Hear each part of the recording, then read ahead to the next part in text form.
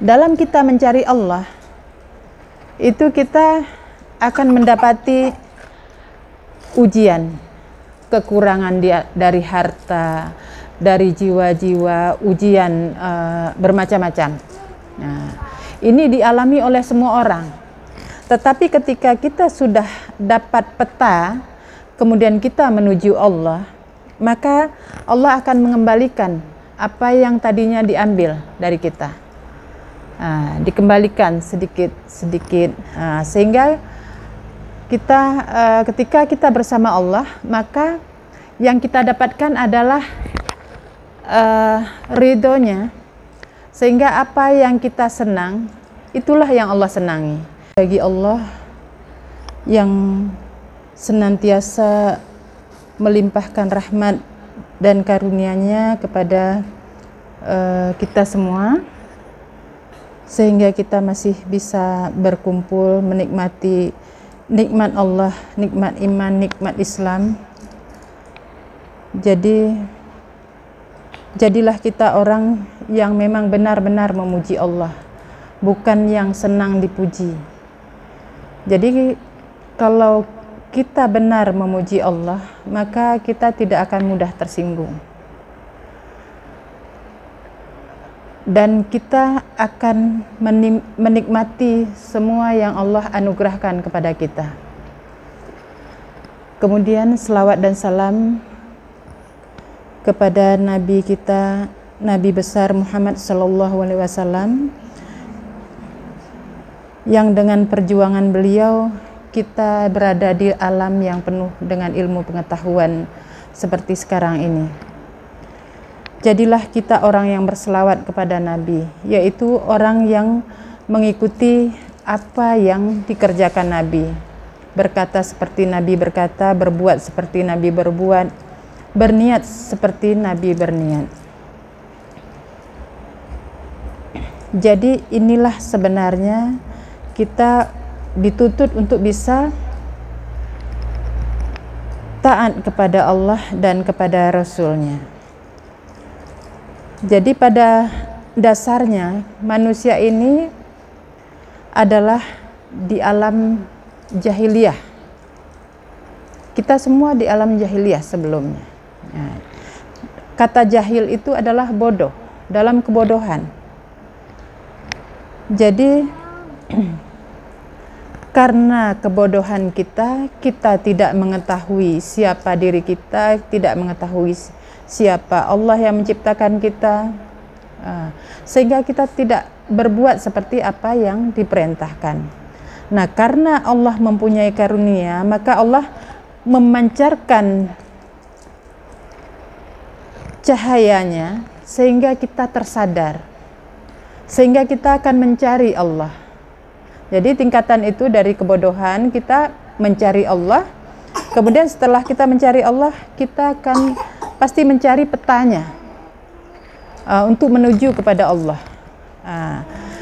Setelah kita menuju kepada Allah, nanti kita akan bersama Allah. Itu tingkatannya. Jadi dalam kita mencari Allah, itu kita akan mendapati ujian, kekurangan dari harta, dari jiwa-jiwa, ujian bermacam-macam. Nah, ini dialami oleh semua orang. Tetapi ketika kita sudah dapat peta, kemudian kita menuju Allah, maka Allah akan mengembalikan apa yang tadinya diambil dari kita. Dikembalikan sedikit-sedikit, sehingga kita ketika kita bersama Allah, maka yang kita dapatkan adalah ridhonya, sehingga apa yang kita senang, itulah yang Allah senangi, dan yang Allah senangi itu yang kita senangi. Jadi inilah yang sebenarnya kita sedang berusaha dalam berjalan menuju kepada Allah. Jadi apabila mengalami hal-hal yang tidak menyenangkan, Ini memang satu ketentuan, sunnatullah memang sudah harus terjadi. Seperti yang sudah pernah terjadi kepada Rasulullah, maka itu akan terjadi kepada kita. Menuju dan mencari Allah, maka kita harus mengenali diri kita. Jadi ini saya ulang kembali. Ini jangan bosan-bosan ketika saya menjelaskan ini. Karena ini memang senantiasa kita butuh. Jadi kalau manusia itu diibaratkan seperti kapal yang penuh muatan. Jadi di surat Yasin 41-42, dan ingatlah ketika kami mengangkut mereka dalam kapal yang penuh muatan, dan kami jadikan mereka seumpama apa yang dikendarai. Jadi kita itu sekira-kira kalau kapal itu punya nahkoda. Nahkodanya adalah ruh kita, yang bertanggung jawab untuk kapal ini. Jadi namanya nahkoda itu dia harus punya kekuatan, punya semangat, pengalaman untuk bisa sampai ke pelabuhan. Jadi kalau nahkoda tidak diberi makan, dia akan lemah. Maka nanti setirnya nanti akan dikendalikan oleh orang lain. Nah, kalau sempat setirnya dikendalikan oleh orang lain, itu menjadikan sesuatu yang bahaya. Jadi nahkoda atau ruh ini sebenarnya seperti kita punya rumah, tapi kita hanya memiliki. Jadi ada yang tugasnya membersihkan, ada yang aktivitas itu ada di dalam rumah itu. Kalau kita tidak tahu bagaimana cara mengaturnya, maka rumah itu juga berantakan. Nah, seperti ini juga nahkoda ini. Kemudian ada awak kapal. Ini awak kapal, di sini para malaikat. Jadi para malaikat yang membantu nahkoda. Jadi ketika kita dalam diri kita itu kan ada yang ngomong, misalnya ini saya hari ini maunya pakai apa, atau saya membuat apa. Tetapi itu kan nafsu. Ini namanya penumpang ini yang ngomong itu. Jadi dengan kemauan yang berbeda-beda. Tetapi kalau kita salah, nanti ada malaikat yang mengingatkan kita. Kalau itu kamu kerjakan, kalau itu aku kerjakan, nanti gimana? Nanti berdosa. Oh iya. Jadi kita itu adalah yang sadar. Kita itu adalah yang sadar, ya. Ruhnya itu yang sadar. Kalau ini adalah penumpang, ini adalah nafsu-nafsu dalam diri kita. Ini semua harus dikasih makan. Semua nafsu ini punya kebutuhan dan memang harus kita beri makan. Kalau nafsu sufiyah, makanannya dia adalah keinginan memiliki sesuatu, terutama keindahan. Dia harus kita penuhi kebutuhannya. Jadi orang yang sehat, dia pasti mau yang indah. Kalau disuruh pilih yang lebih bagus. Ini normal. Baik pakaian, rumah, ataupun apa saja. Tetapi ada batasannya adalah, ingat, batasannya nafsu sufiyah ini apa? Nyaman. Ya, nyaman. Kalau orang yang tidak sehat lagi nafsu sufiyahnya, ini tahu kan? Orang yang di jalan-jalan tuh nggak pakai baju ya, ini nggak sehat lagi, nggak diberi makan.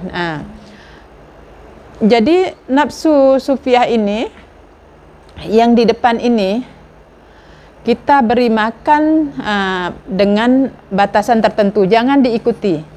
Kemudian ini karena supaya kita paham dalam kesadaran ini sesuai dengan batasan, maka di sini harus dikuatkan tasbihnya.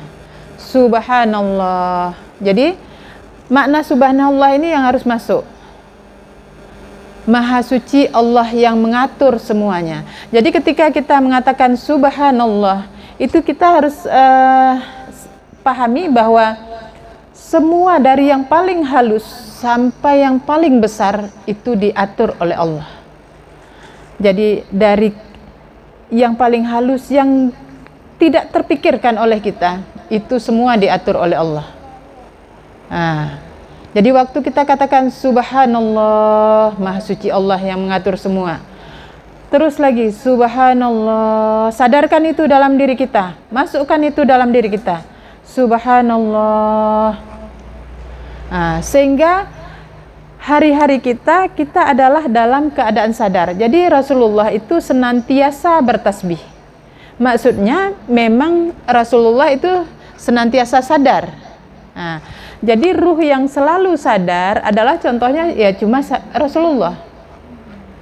Kalau kita masih bolak-balik ke kanan ke kiri karena banyak tidur.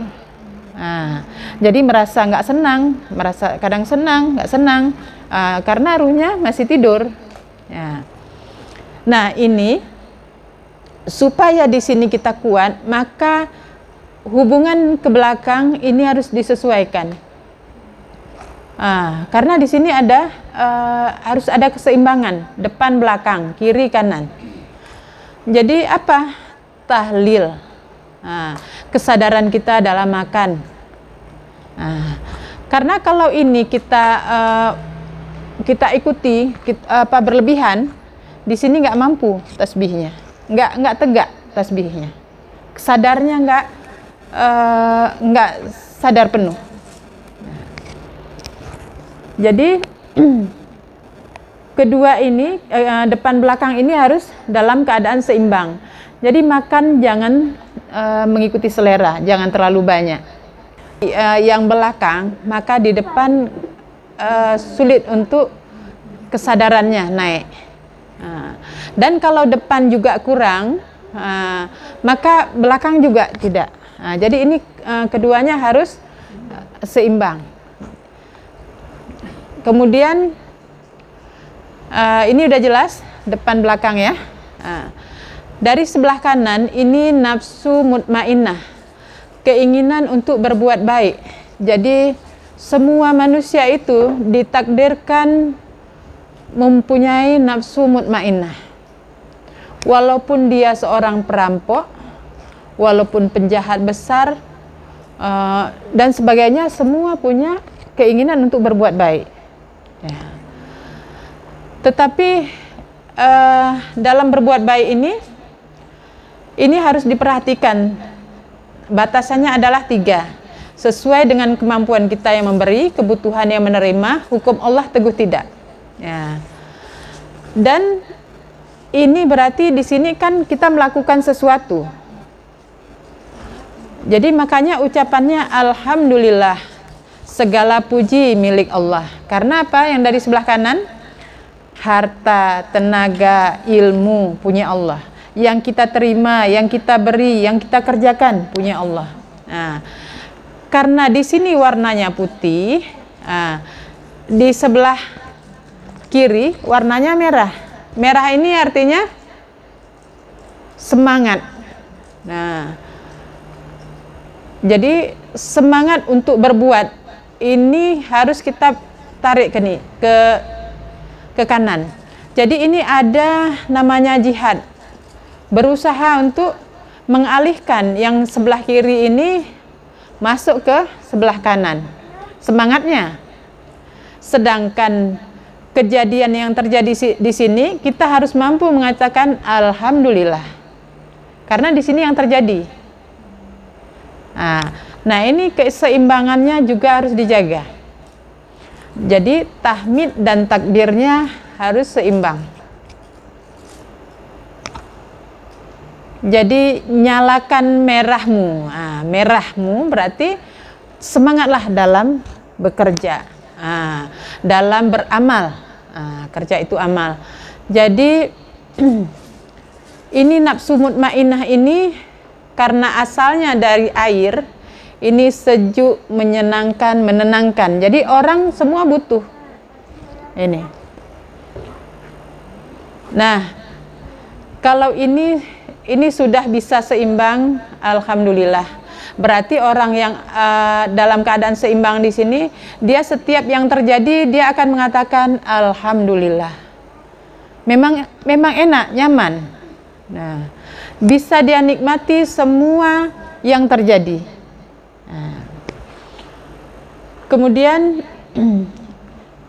jadi ini yang kita harus kuatkan, subhanallah walhamdulillah wala ilaha illallah Allahu akbar, pagarnya. Nah, jadi dalam yang di depan jangan lupa bermohon, karena di sini ini artinya bahwa semua diskenario, semua direncanakan oleh Allah. Allah lah perencana dunia ini. Nah, jadi pembuat rencana pertama. Nah, apa istilahnya kalau orang yang perencana itu namanya? Konsultan. Ya, konsultannya. Nah, ini dunia ini. Nah, jadi karena kita tahu perencananya Allah, pengendalinya Allah, semuanya Allah, maka di sini betul-betul tasbih ini harus dikuatkan. Nah, subhanallah, kita minta di sini. Walhamdulillah, kita syukuri dengan apa yang diberi. Wala ilaha illallah, ini artinya dalam berdoa, dalam berusaha, dalam berserah diri, ya dengan Al-Quran, dengan dasar Al-Quran. Nah, hanya dalam mengesahkan Allah. Jadi dalam menyembah Allah, subhanallah walhamdulillah wala ilaha illallah Allahu akbar. Ini kan kalau pagarnya kan bentuknya seperti itu. Kalau baiklah, berarti nggak kita panjang lagi. Artinya di sini minta, di sini juga minta. Jadi afdalu zikri fa'lam annahu la ilaha illallah. Jadi la ilaha illallah. Jangan lupa. Maka yang akan terjadi di sinilah. Dan di sini kita pakai, kalau kita mau menggunakan satu tujuan, misalnya kita mau apa, butuh apa, pakai nama Allah Asmaul Husna. Yang maha kuat misalnya, Al-Qawi, kita minta kekuatan. Kemudian kita zikir la ilaha illallah, seterusnya. Nah, ini kalau betul kita zikir, maka insya Allah itu akan diberikan. Apa yang kita butuh pasti diberikan. Kenapa belum diberikan? Itu kita belum paham dengan apa yang kita lakukan dan zikir kita belum tepat. Nah, tapi insya Allah terus kita lakukan, maka Allah akan membantu kita, menolong kita. Nah ini apa namanya, jalannya untuk menuju. Yang kita harus perhatikan ini penyakit hati dalam diri kita. Bangga, ria, iri yang dari sebelah depan. Yang dikatakan bangga, senang dengan yang Allah beri, tapi ketika senang kita lupa itu milik Allah. Nah, itu sesuatu yang dibenci. Kalau dibenci oleh Allah berarti bahaya untuk kita. Misalnya, ini yang sering kita lagi bercermin, nah, senang melihat dengan apa yang Allah beri sama kita, tapi kita lupa itu punya Allah. Nah, kalau sesuatu dibenci nanti akan timbul apa? Dosa ketika orang melihat kita. Nah, orang akan menimbulkan dosa. Kemudian ketika kita melihat orang, kita akan meremehkan orang lain. Itu akan timbul. Itu akibat dari dosa yang waktu kita bercermin itu misalnya. Tapi kita ini kadang-kadang hal yang dianggap sepele. Padahal setiap hari kita melakukan kesalahan itu. Nah, kemudian ria, ingin menampakkan bangganya ke orang lain. Iri, ingin menjadi seperti orang lain, atau punya orang lain maunya jadi punya kita. Jadi kalau kita mengatakan kepada orang yang nggak paham, oh sayang, kalau iri saya nggak ada, Bu. Nah, saya insya Allah yang kayak gitu enggak. Nah, jadi karena kita menganggap yang mana dibilang iri itu nggak kenal, dengan namanya penyakit hati itu nggak kenal. Tapi kalau kita kenal, halus, karena memang kata Nabi, seperti penyakit hati itu seperti semut hitam di batu hitam di tengah malam gelap. Bagaimana nampak? Nah, jadi hanya nampak dengan cahaya yang terang benderang. Cahaya terang benderang itu apa? Ilmu, iya, ilmu Al-Quran. Ya. Nah, inilah yang sedang kita pelajari. Semoga kita oleh Allah dipancarkan cahaya yang terang itu ke kita semua. Nah, jadi kita lebih bisa melihat diri kita. Baik, yang ini angkuh merasa kita lebih dari orang lain. Itu aja nggak bisa. Walaupun tidak kita ungkapkan dengan kata-kata, tapi dalam merasa, itu kita ada keangkuhan. Nah, jadi kalau ada keangkuhan di hati, obati dalam pikiran kita, obati dengan tahmid. Alhamdulillah. Sadarkan dalam diri kita yang berhak dipuji Allah. Ucapkan lagi, Alhamdulillah. Yang berhak dipuji Allah. Aku cuman hamba. Allah adalah majikanku. Jadi kita jangan kita mengklaim punya kita, padahal punya majikan kita. Sedangkan Allah Maha mengetahui yang nyata yang tersembunyi. Jadi alhamdulillah, segala puji bagi Allah, disadarkan dalam diri kita. Kemudian penyakit yang dari sebelah kanan, ujub, merasa takjub atau heran dengan diri kita sendiri. Jadi dia sering ngomong, ternyata aku lebih ya, aku bisa ini, aku bisa itu. Nah, jadi ujub atau takjubnya dengan diri sendiri. Ini menghilangkan amal. Sebanyak mana amal yang kita buat, kalau masih ada ini, itu dikhawatirkan nanti waktu kita kembali ke Allah nanti, ya Allah, kosong.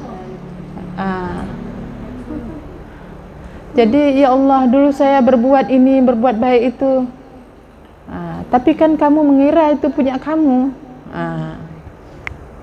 Nah, kemudian kikir, tidak mau menyenangkan orang seperti kita ingin disenangkan.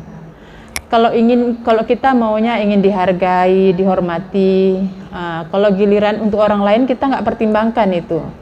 Kalau dikasih maunya yang banyak, yang bagus.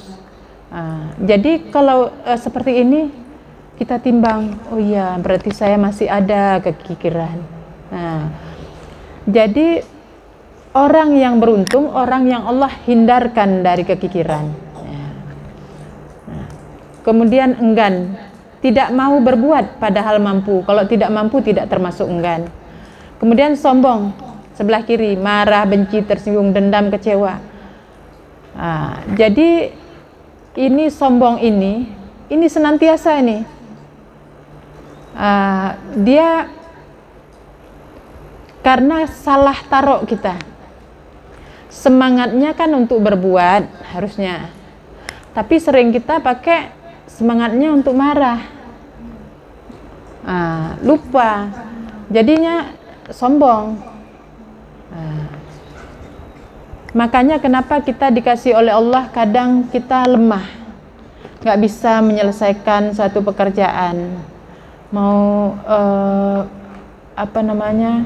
berbuat nggak sanggup. Kenapa dijadikan siang dan malam, kuat dan lemah? Supaya kita sadar sebenarnya, ya kan, supaya terbangun ruh kita. Jadi sehingga kita nggak memakai pakaian Allah. Seharusnya itu punya Allah yang berhak memakainya, tapi kita sering memakainya. Nah, ini berarti kita tobat.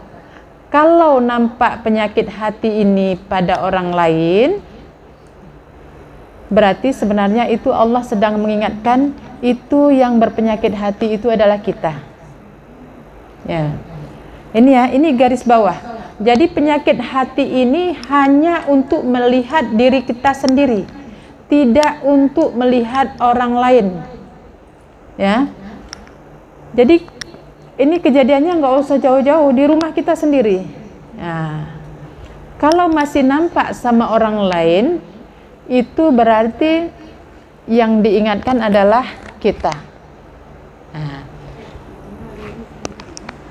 Ya, jadi berarti memang betul belum mengenal diri kita sendiri. Nah, karena kita itu yang ini, yang sabar, yang syukur, yang semangat jihad.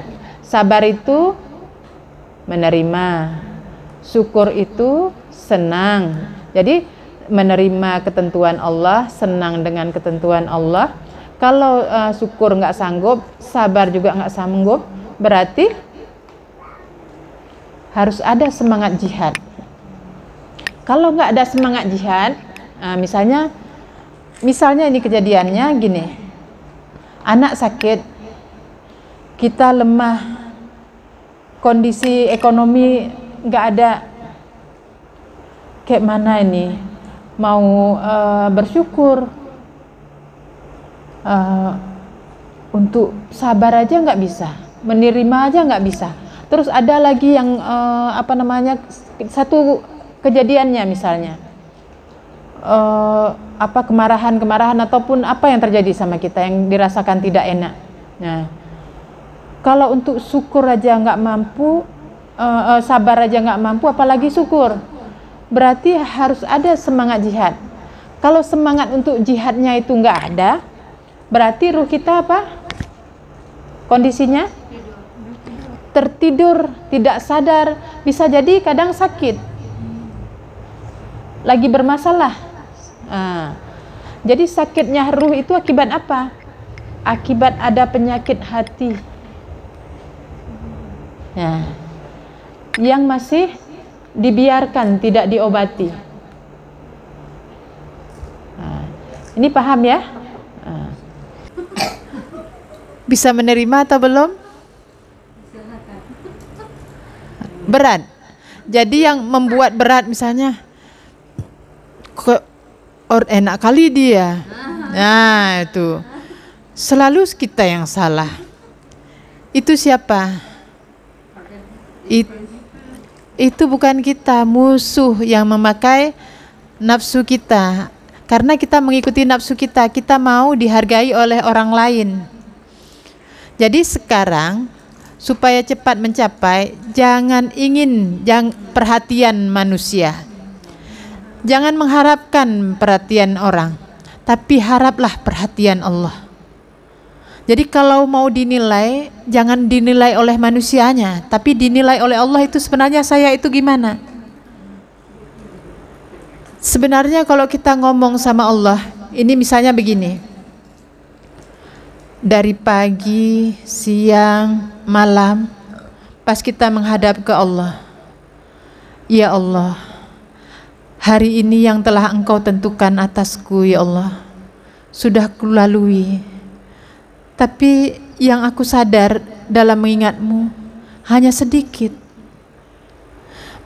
Aku banyak lalai, ya Allah, dengan kehidupan dunia. Aku masih banyak menyombongkan diri. Karena nampak padaku yang salah itu orang lain, padahal itu sebenarnya aku.